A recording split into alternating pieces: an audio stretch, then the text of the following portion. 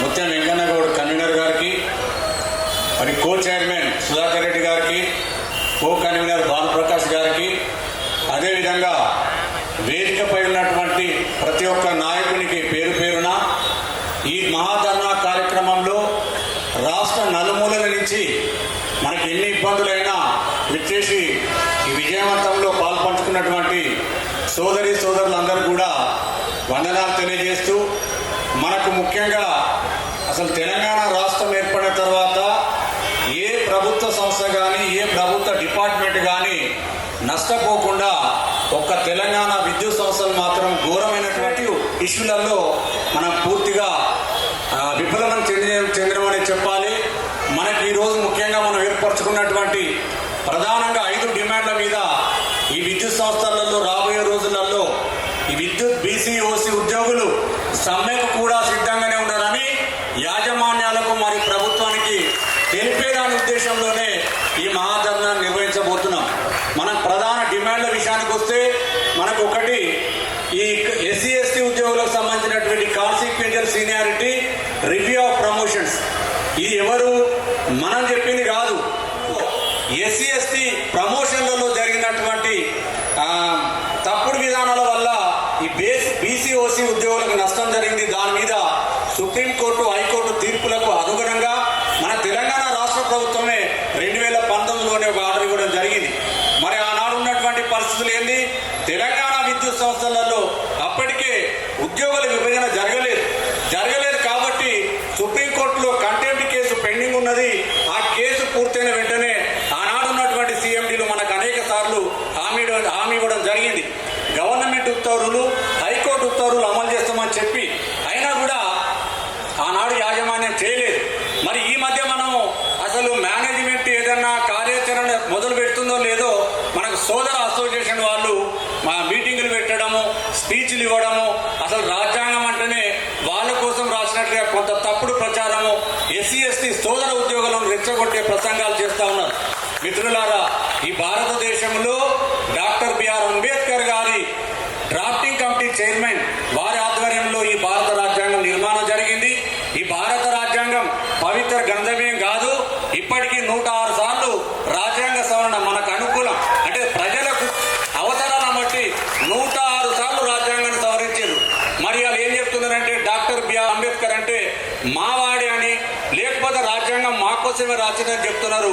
ఈ సభాముఖంగా తెలియజేస్తున్న ఏంటంటే భారత రాజ్యాంగం రాసింది ఈ దేశంలో ఎస్సీల కోసమో, ఎస్టీల కోసమో, బీసీల కోసమో, ఓసీల కోసమో, మైనార్టీల కోసం కాదు.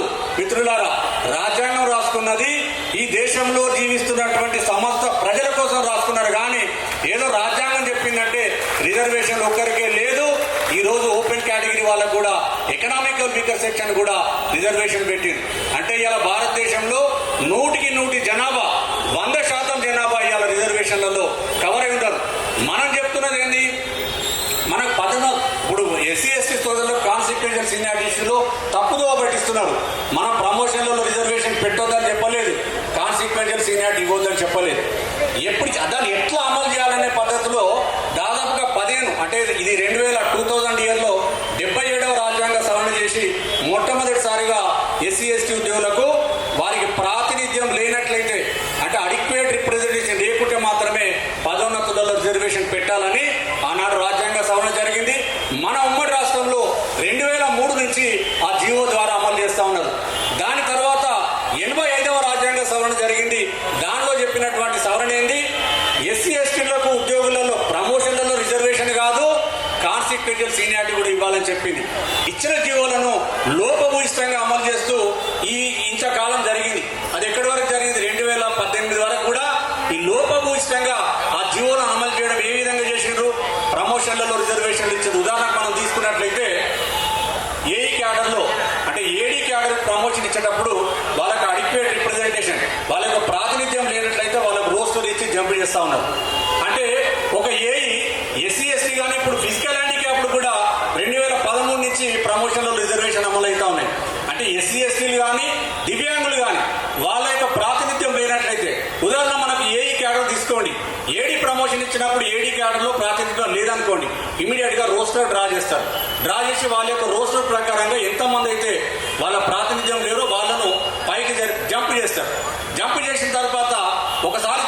తీసుకున్న ఉద్యోగం యొక్క దాని సీనియారిటీని ఏమంటారు?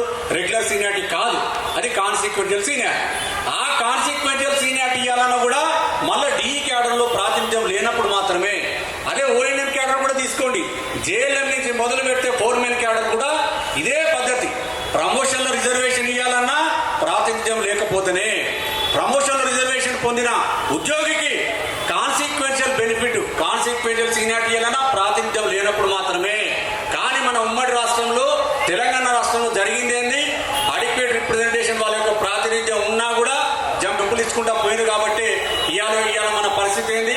మన ఒక్క విద్యుత్ సంస్థలే కాదు, ఇతర డిపార్ట్మెంట్లలో కూడా మన ఎలక్ట్రిసిటీ విద్యుత్ సంస్థలు ఇంపార్టెంట్ అయిన సంస్థలు మనం తీసుకున్నట్లయితే చీఫ్ ఇంజనీర్ క్యాడర్లో 80%, 90% ఎస్సీ ఎస్టీ ఉద్యోగులకి వాళ్ళే లబ్ధి పొందడం జరిగింది. మరి ఇలా సూపరింటెండెంట్ ఇంజనీర్ ఎస్సీ క్యాడర్లో తీసుకోండి, 60 నుంచి 70% ఇప్పుడు ఆక్యుపై చేయడం జరిగింది. మిత్రులారా, మన విధిస్తే రేపు డిఈ క్యాడర్లో నెక్స్ట్ రాబోయే 5 సంవత్సరాలలో డిఈ క్యాడర్లలో బీసీఓసీలు ఉద్యోగులు వచ్చే అవకాశం కూడా లేదని ఈ సందర్భంగా తెలియజేస్తున్నా.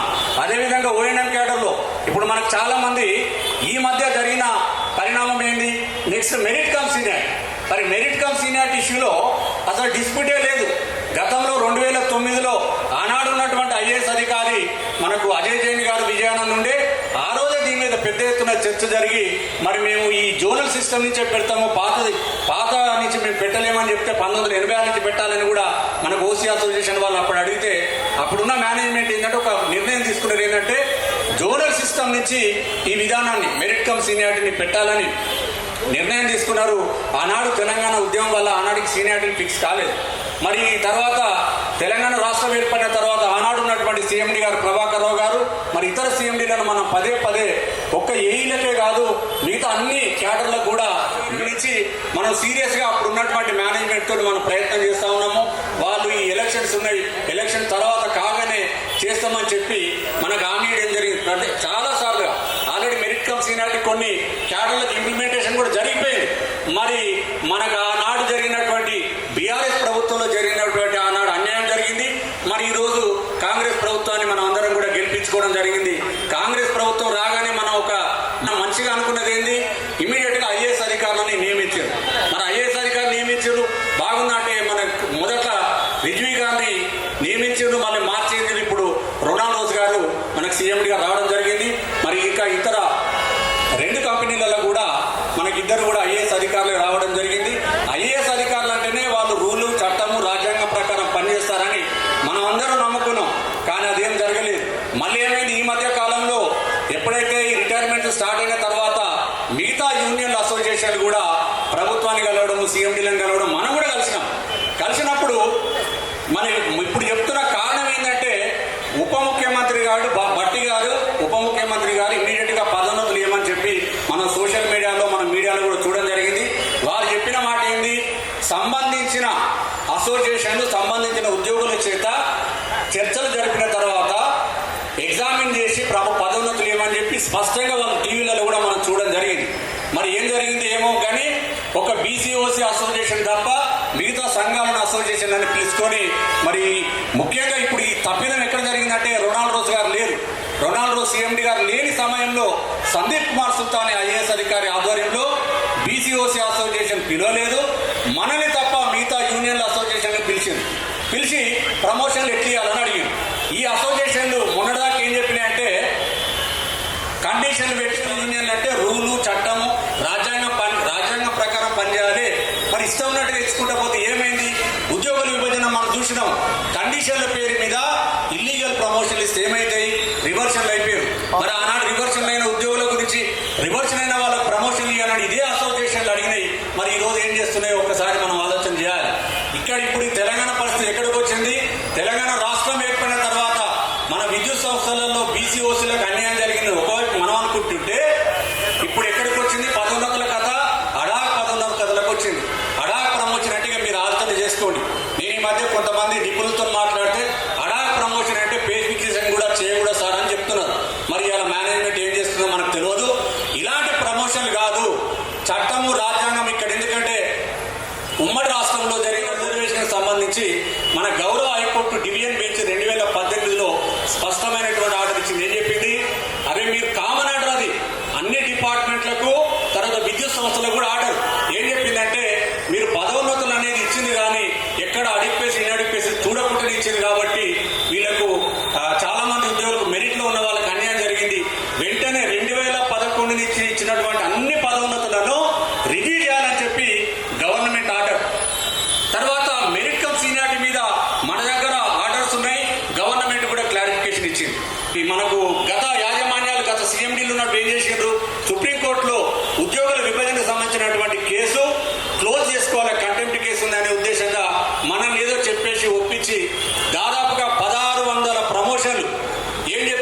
కండిషన్లు పెట్టించారు. ఏ కండిషన్లు? నంబర్ 1 కండిషన్, ఈ కాన్సిక్వెన్షియల్ సీనియారిటీ ఎస్సీ ఎస్టీ ఉద్యోగులకు సంబంధించి రివ్యూ సబ్జెక్ట్ టు రివ్యూ చేస్తామని. ఇంకొక condition merit cum seniority, merit ప్రాతిపదికన సీనియారిటీ నిర్ధారించి తర్వాత రివ్యూ చేస్తామని చెప్పి కండిషన్లు పెట్టింది. ఆ 2 కండిషన్ల మీద మొత్తం ట్రాన్స్కో, జెన్కో, ఎస్పీడీసీఎల్, ఎన్పీడీసీఎల్లో దాదాపుగా 1600 మందికి ప్రమోషన్లు ఇవ్వడం జరిగింది. మరి ఇవాళ మరి ఇక్కడ సీఎండీ లేదో మరి ఐఏఎస్ అధికారులు వచ్చిండ్రు, మనకు న్యాయం జరుగుతుంది అనుకుంటే ఇప్పుడు ఏం జరిగిందంటే ఒక మిస్కమ్యూనికేషన్ జరిగింది. ఆ కండిషన్ ఇప్పుడు ఏం పెట్టలే, ఇంకొక 2 కొత్త కండిషన్లు పెట్టింది. ఒకటేమో అడాక్ ప్రమోషన్స్ అన్నారు, ఇంకొకటి ఇప్పుడే ఇక్కడ జేఎండి శ్రీనివాసరావు గారు మరి జెన్కోలో ఇన్ఛార్జ్ డైరెక్టర్ ఇచ్చారు అజయ్ గారు, వాళ్ళు ఒక రివ్యూ పిటిషన్ వేసారు. మొన్న మేము సీఎండీ గారు మాట్లాడితే ఈ రివ్యూ పిటిషన్ నా నోటీసులో లేదండి అన్నాడు. అంటే ఈ విధంగా గందరగోళమైనటువంటి పరిస్థితులలో ఓసీ బీసీ ఉద్యోగులకు అన్యాయం జరిగే విధంగా కొంతమంది అధికారులు కంకణం కట్టుకొని పనిచేస్తున్నారు. మరి వాళ్ళ పరిస్థితి ఎందుకు పనిచేస్తున్నారు? ఇదే డైరెక్టర్లు, ఇదే జేఎండి గారు 2 కండిషన్లు పెట్టి గతంలో పదోన్నతులు ఇచ్చారు కదా, మళ్ళీ ఇవాళ ఈ ఫైలు ఆ కండిషన్లు ఎగరగొట్టారు. అసలు ఆ కండిషన్లు ఉన్నాయా లేవా కూడా అర్థమవుతలేదు. అసలు ఆ ఆర్డర్లకు విలువ ఉన్నదా, అప్పుడున్న సీఎండీలకు విలువ ఉన్నదా లేదా అనేది మనం ఒక్కసారి ఆలోచన చేయాలి. అంటే ఉన్న కండిషన్ వెనుకకు పోయినాయి, కొత్త కండిషన్లు వచ్చినాయి. వాటికి అదనంగా ఏం చెప్పారు? Ad hoc promotions. ఇంకా ఈ అసోసియేషన్లు కానీ యూనియన్లు కానీ మనం ఏం చెప్తున్నామంటే ఈ అసోసియేషన్లు యూనియన్లలో ఉన్నటువంటి ముఖ్యంగా అసోసియేషన్స్, ఎందుకంటే అసోసియేషన్స్ ఇంజనీర్స్ అసోసియేషన్ కానీ, ఏఈస్ అసోసియేషన్ కానీ, పిఎన్జి కానీ, అకౌంట్స్ అసోసియేషన్లలో ప్రధాన భూమిక, ప్రధాన బాధ్యత ఉంటుంది. ఏదో పదోన్నతులు ఇవ్వండి కండిషన్లు పెట్టాలంటే ఆ కండిషన్లో పదోన్నతులు క్యాన్సిల్ అయిన తర్వాత ఎవడు బాధ్యత తీసుకుంటాడో ఆ విషయాన్ని కూడా మీరు ఆలోచన చేయాలి. మరి అసోసియేషన్లలో యూనియన్లలో ఉన్నటువంటి ముఖ్యంగా బీసీఓసీ నాయకులకు, సభ్యులకు కూడా మేము విజ్ఞప్తి చేస్తా ఉన్నాము. మరి మీ యొక్క సంఘాల యొక్క రిప్రజెంటేషన్, వాళ్ళ యొక్క ఒపీనియన్ ఆ విధంగా మేనేజ్మెంట్కి చెప్తే ఇవాళ ఏమైంది, మన రొనాల్డో సీఎండి గారు పిలవడం జరిగింది. దాదాపు 1 గంటన్నర సేపు సార్తో డిస్కస్ చేశాము. సార్ చెప్పింది ఏంటంటే శాంతియుతంగా చేయండి, మీరు ఎంతమంది వస్తారని అడిగింది. దాదాపు ఒక 10,000 మంది వస్తారు సార్, ఎందుకంటే విద్యుత్ సంస్థలలో 35,000 మంది బీసీఓసీ ఉద్యోగులు పనిచేస్తున్నారు, ఒక 10,000 వరకు వస్తారు సార్ అంటే సార్ కుదరదు, ఇప్పుడు పరిస్థితులు బాగాలేవు కాబట్టి పర్మిషన్ ఇవ్వడం జరిగింది. ఈ సభాముఖంగా మన గౌరవనీయులు సీఎండి గారు రొనాల్డోస్ గారికి అందరి చప్పట్ల ద్వారా వారికి ధన్యవాదాలు తెలియజేస్తున్నాము. మళ్ళీ నిన్న ఈ స్టేజ్ పర్మిషన్ కూడా ఇవ్వలేదు. సార్తో మాట్లాడినప్పుడు చెప్పిండు శాంతియుతంగా చేయాలని చెప్పడం జరిగింది. మేము ఏం చెప్పినామంటే సార్ మాది చాలా డిసిప్లిన్ ఆర్గనైజేషను, ఎందుకంటే గౌరవనీయులు ఆర్ కృష్ణయ్య గారు మాకు ఆనరరీ ప్రెసిడెంట్, మరి వారు కూడా తప్పకుండా వస్తున్నారు. మేము చాలా డిసిప్లిన్ అసోసియేట్ సార్, ఒకసారి మీటింగ్ అయినాక మీరే రిపోర్ట్ తెప్పించుకోండి అని చెప్పడం జరిగింది. అంటే తర్వాత ఎన్నడూ లేని విధంగా తెలంగాణ రాష్ట్రం వచ్చిన తర్వాత, ముఖ్యంగా ఇప్పుడు కాంగ్రెస్ ప్రభుత్వం వచ్చిన తర్వాత సీనియారిటీలు ఎక్కడ డిస్ప్లే చేయలేదు. జేఎల్ఎం నుంచి మొదలు పెడితే చీఫ్ ఇంజనీర్ వరకు ఎవరి సీనియారిటీ ఎక్కడో తెలియదు, కానీ ప్రమోషన్లు ఇచ్చేసిండ్రు రాత్రి. ఎక్కడన్నా ఉంటుందా? అసలు సీనియారిటీ తెలుసుకోవాల్సినది ఫండమెంటల్ రైట్ ఉద్యోగిది. నేను ఏ సీనియారిటీని ఏఈ కానీ, ఏడీ కానీ, డిఈ కానీ, ఎస్సీ కానీ చీఫ్ ఇంజనీర్ ఇవ్వడం అంటే చాలా ఘోరమైనటువంటి విషయం. వెంటనే మనం ఒక 5 డిమాండ్లను మనం ముందుకు తీసుకొస్తున్నాం. ఒకటి, ఈ కండిషన్ల పేరు మీద ఇస్తున్నటువంటి ఇల్లీగల్ ప్రమోషన్లకు పైన న్యాయ విచారణ చేయాలి. ఎందుకంటే కాంగ్రెస్ ప్రభుత్వం ఏర్పడిన తర్వాత అటు భద్రాద్రి కానీ, యాదాద్రి కానీ పవర్ పర్చేజ్ అగ్రిమెంట్స్ మీద ఒక జ్యుడిషియల్ ఎంక్వైరీ జరుగుతున్నది. మరి వందలాది ప్రమోషన్లు కండిషన్ల పేరు మీద, అంటే 2022 నవంబర్ ఇచ్చిన ప్రమోషన్లకు ఇంకొక రకంగా చెప్పింది. అసలు ఈ అంత గొడవ లోపల జరిగింది ఏంటంటే, ఇప్పటి వరకు మనకు రిజ్వీ గారు వెళ్ళిన తర్వాత, రొనాల్డో సీఎండి గారు వచ్చిన తర్వాత ఒకసారి మన బీసీ అండ్ ఓసీ జేఏసీ తోటి, తర్వాత ఎస్సీ ఎస్టీ జేఏసీ తోటి ఒక జాయింట్ మీటింగ్ జరిగింది. దాని లోపల అన్ని విషయాలు చెప్పాము. ఆ రోజు 3 సీఎండీలు ఉన్నారు. అటు ముషారఫ్ అలీ గారు SPDCL CMD, Varun Reddy CMD గారు ఎంపీడీసీఎల్ కూడా వారి ఆధ్వర్యం లోపల ఒక జాయింట్ మీటింగ్ జరిగింది. మన యొక్క అంశాలను చాలా సెన్సిటివ్ ఇష్యూ సార్, మీరు తొందరపడి ఏదో పొలిటికల్ ఒత్తిడితోనో, లేకపోతే ఉప ముఖ్యమంత్రి చెప్తున్నారనో, లేకపోతే ముఖ్యమంత్రి గారో, లేకపోతే ప్రభుత్వానికి మంచి పేరు రావాలి, ఇన్ని వేల మందికి ప్రమోషన్లు ఇస్తే పేరు వస్తుందని మాత్రం చేయకండి. రూల్స్ ప్రకారం ఇప్పుడు రాలేదు. తర్వాత ఈ లోపే మనకు గౌరవనీయులు సీఎండీ గారు రొనాల్డోస్ గారు లీవ్లో వెళ్ళడం జరిగింది. ఈ మధ్య కాలంలో ఎన్పీడీసీఎల్ సీఎండీ గారి నుంచి మనకు ఒక ప్రపోజల్ ఇవ్వడం జరిగింది. అక్కడ ఎన్పీడీసీఎల్లో అన్ని అసోసియేషన్లు యూనియన్లు పిలిచి ఒక మీటింగ్ పెట్టి వాళ్ళు ఏం చేస్తారు మేనేజ్మెంట్ అంటే, వారు సీఎండీ గారు వరుణ్ రెడ్డి గారు చెప్పిన అంశం 2 విషయాలు చెప్పాను. అందరు అసోసియేషన్లు, ఆల్ యూనియన్స్ అసోసియేషన్స్ మనం కూడా ఆ మీటింగ్లో ఉన్నాం, మన వాళ్ళు కూడా ఆ మీటింగ్ అటెండ్ అయ్యారు. ఆ సీఎండి గారు చెప్పింది ఏంటంటే ఈ కాన్సిక్వెన్షియల్ సీనియారిటీ ఎస్సీ ఎస్టీలకు సంబంధించి మాకు ఇంకా క్లారిఫికేషన్ రావాలి, కొంత క్లారిటీ రావాల్సి ఉంది. ఈ ఆర్డర్స్ కేవలం 2-3 డిపార్ట్మెంట్లలో అమలు చేసి ఎక్కడ అమలు కాలేదు, మాకు కొంత వివరణ వచ్చిన తర్వాత చేస్తాము, అప్పటిదాకా కండిషనల్ ఇచ్చుకుంటామని చెప్పడం జరిగింది. రెండవ అంశము merit cum seniority. Merit cum seniority విషయంలో 2009 నుంచి అలైన్మెంట్స్ కూడా అని సభాముఖంగా అందరూ ఆధ్వర్యంలో చెప్పడం జరిగింది. దాని మీద ఎవరన్నా ఆబ్జెక్షన్ ఉందని అడిగినప్పుడు మనకు బీసీఓసీ నుంచి మన ప్రపోజల్ ఏం చెప్పినామంటే, సార్ ఈ కండిషన్ల మీద ఎక్కువ కాలం ఇవ్వకండి, దానికి ఒక టైం బౌండ్ పెట్టండి, 30 రోజుల 60 రోజుల లేకపోతే 4 వారాల 8 వారాల టైం పెట్టుకొని కండిషన్లు పెట్టినా మాకు అభ్యంతరం లేదు, కానీ తొందరగా సెటిల్ చేయాలి. మెరిట్ ప్రకారం అయితే మీకు మీరే చెప్తున్నారు కాబట్టి అభ్యంతరం లేదని చెప్పడం జరిగింది. మరి మన సిస్టర్ అసోసియేషన్ వాళ్ళు ఆబ్జెక్షన్ చెప్పిన ఏంటంటే మెరిట్ కమ్ సీనియారిటీకి మేము ఒప్పుకునేది లేదు, సర్వీస్ రెగ్యులేషన్ చెప్పి వాళ్ళు చెప్పడం జరిగింది.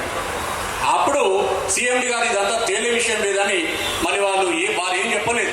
అయినా తర్వాత ఇప్పుడు ఏమైందేమో అన్నీ కూడా కండిషన్ బేస్ మీద ఇచ్చిండ్రు. ఇప్పుడు ఇస్తున్నది ఏంటి, డైరెక్ట్ రిక్రూట్మెంట్ బ్యాచ్ వైజ్ మొత్తం బ్యాచ్ కవర్ అయితే మాత్రమే ప్రమోషన్లు ఇచ్చి కూర్చున్నారు, అది కూడా అడాక్ ప్రమోషన్. మరి సీనియారిటీలు ఎప్పుడు చేస్తారు? మెరిట్ కమ్ సీనియారిటీకి అడ్డే లేదు, కాన్సిక్వెన్షియల్ సీనియారిటీ కూడా అడ్డు లేదు. ఈ కాన్సిక్వెన్షియల్ సీనియారిటీ మీద హైకోర్టు ఇచ్చిన డివిజన్ బెంచ్ మీదనే మన ఓసీ అసోసియేషన్ వాళ్ళు ఒక ఆర్డర్ తెచ్చుకున్నారు. ఎప్పుడైతే అప్పుడు ఉన్నటువంటి ప్రభాకర్ రావు గారు, రఘుమారెడ్డి గారు, గోపాలరావు గారు వాళ్ళు ఈ చేయడం లేదని ఒక మనకు సంకేతం వచ్చినప్పుడు జేఏసీగా ఫామ్ చేసి వాళ్ళ మీద కంటెంప్ట్ కేసు కూడా వేయడం జరిగింది. ఈ కంటెంప్ట్ కేసులో మనకు లీగల్ అడ్వైజర్ మనకు జెన్కో ట్రాన్స్కో నుంచి ఉమాదేవి గారు అటెండ్ అయ్యేవాళ్ళు. వాళ్ళు పదే నెల రోజులు 2 నెలలు మేము ఇంప్లిమెంట్ చేస్తున్నాము. ఒకసారి అయితే వాళ్ళకు ఎవరైతే ఎఫెక్ట్ అవుతున్నారో ఎస్సీ ఎస్టీ ఉద్యోగులకు నోటీసులు కూడా ఇచ్చినామని అక్కడ హైకోర్టులో రికార్డ్ చేయడం జరిగింది. మళ్ళీ తర్వాత ఎప్పుడైతే కాంగ్రెస్ పార్టీ అధికారంలోకి వచ్చిన తర్వాత, రిజ్వీ గారు వచ్చిన తర్వాత ఇమ్మీడియట్గా ఆ ఎస్ఎల్ఎన్ మార్చి ఇప్పుడు విద్యాసాగర్కి ఇచ్చింది. విద్యాసాగర్ గారి పరిస్థితి మనకు తెలియని కాదు. మరి చాలా రోజుల నుంచి మనకు లీగల్ అడ్వైజర్గా కొన్ని కేసులను వారు చేస్తూ ఉన్నారు. మరి వారు చేస్తున్నటువంటి కేసులు ఏందో అర్థం కాదు. మరి ఇప్పుడు ఉన్నటువంటి గౌరవనీయులు సీఎండి గారు రుణాలు రోజు గారు లీవ్లో ఉన్న సమయంలో మన జేఎండి శ్రీనివాసరావు గారి చేత జెన్కోలో డైరెక్టర్ హెచ్ఆర్ చేత రివ్యూ పిటిషన్ వేసి ఎక్కడన్నా అంటే రివ్యూ పిటిషన్ వేసినప్పుడు రివ్యూ పిటిషన్ వేస్తున్నారంటేనే మనకి ఏం సంకేతము, మేనేజ్మెంట్ కాన్సిక్వెన్షియల్ సీనియారిటీ చేస్తలేదని అర్థమైపోయింది. ఇప్పుడు ఇచ్చిన ఆర్డర్లలో గతంలో 2 కండిషన్లను ఎత్తివేసారు అంటే ఆ కండిషన్ లేవంటే అర్థమైంది ఆ సీఎం భావిస్తా ఉన్నారు. మొన్న మనకు ఇప్పుడు రొనాల్డో సీఎండి గారికి కూడా చూపించడం జరిగింది. ఏంటి సార్ ఆల్రెడీ ఉన్న కండిషన్ కూడా ఎత్తేసాను కదా, అసలు మీ ఒపీనియన్ ఏంది? రివ్యూ పిటిషన్ వేసినామంటేనే ఎస్సీ ఎస్టీ ఉద్యోగులకు సంబంధించినటువంటి కాన్సిక్వెన్షియల్ అంటే రివ్యూ ఆఫ్ ప్రమోషన్స్ మీరు చేసే ఉద్దేశం లేదని చెప్పి మనం నిలదీయడం జరిగింది. అదేవిధంగా ముషారఫ్ అలీ సీఎండి గారి దగ్గర ఏం చెప్పినామంటే అక్కడ ఒక పెద్ద డిస్కషన్ జరిగింది. సార్ వారు మనకి ఎలాంటి సమాధానం చెప్పలేని పరిస్థితుల్లో ఒక ప్రత్యేకమైన అపాయింట్మెంట్ ఈ 2-3 రోజుల్లో ఇవ్వబోతున్నారు.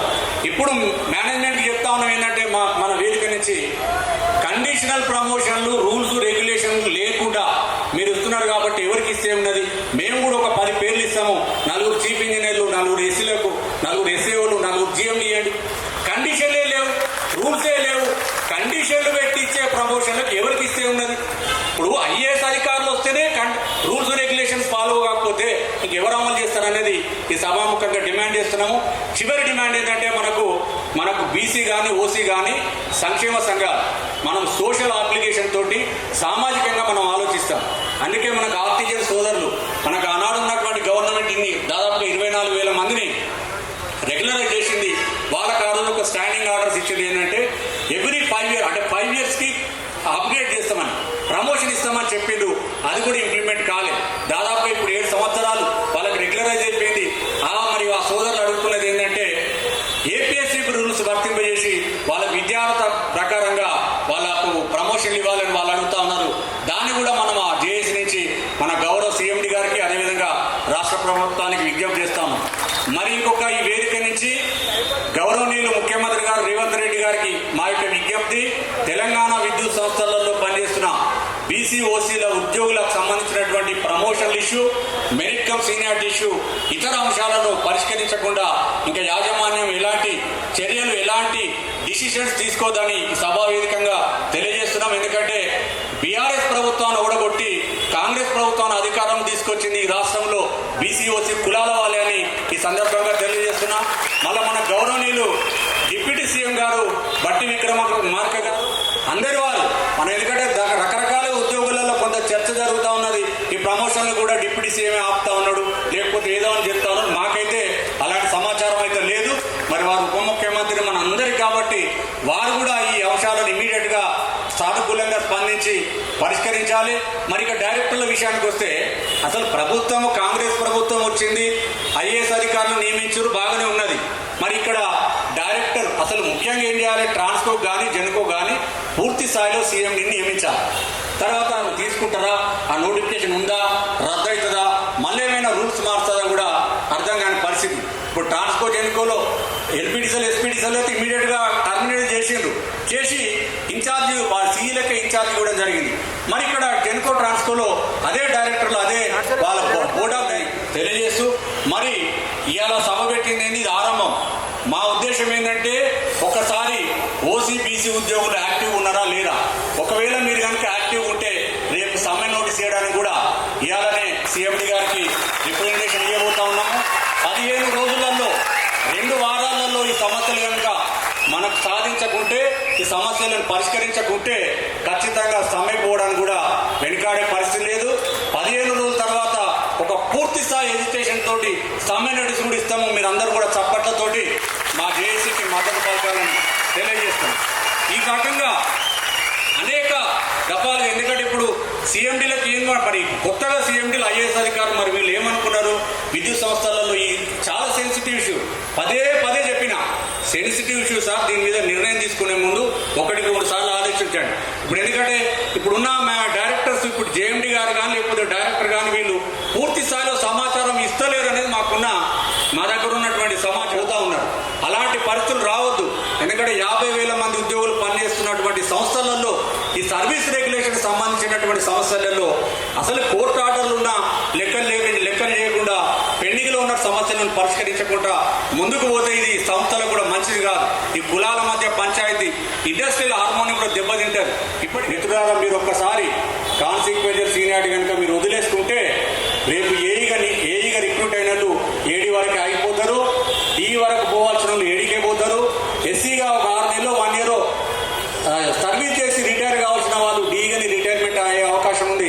అదేవిధంగా అన్ని క్యాడర్లలో అకౌంట్స్ కానీ పిఎన్జీ కానీ ఓఎన్ఎం కార్యక్రమాలలో ఓఎన్ఎం పోస్టులలో కూడా అదే పరిస్థితి ఉంటుందని తెలియజేస్తూ ఈ జేఏసీకి సంపూర్ణ మద్దతు రాబోయే రోజులలో మీరు అందరూ కూడా ఇవ్వాలని తెలియజేస్తూ మరొక్కసారి మనకు సీఎండీ గారు రుణాల్ రోజు గారికి సభాముఖంగా మనకి ఆ పర్మిషన్ ఇచ్చినందుకు ధన్యవాదాలు తెలియజేస్తూ ముగిస్తున్నాను.